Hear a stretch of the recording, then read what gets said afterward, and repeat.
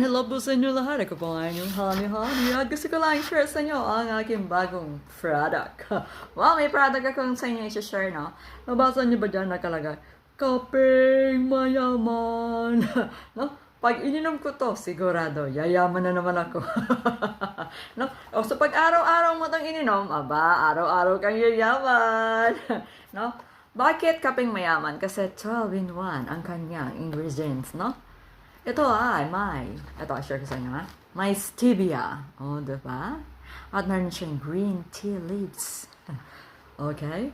Mangosteen. O, diba? Turmeric.